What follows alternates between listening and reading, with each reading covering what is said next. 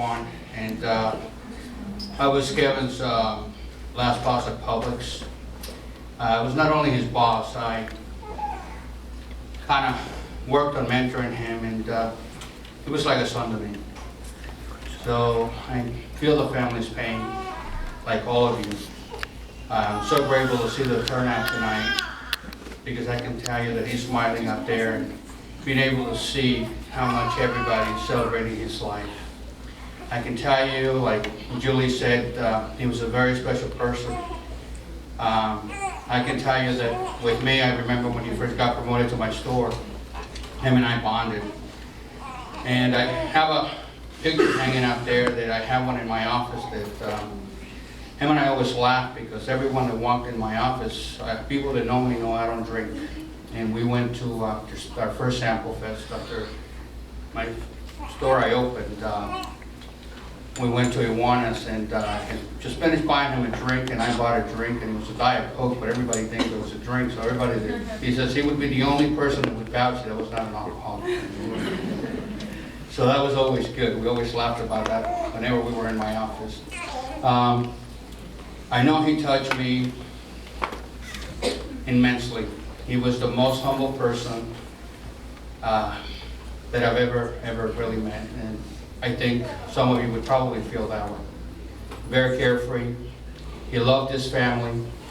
I can tell you that he adored his mom and his sister. I tell me the stories about his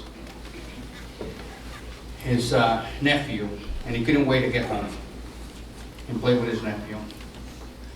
And then he was so excited about his baby, you know, when before his baby was born.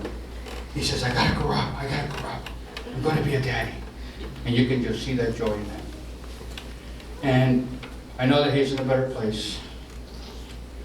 We were blessed to have him for a certain amount of time.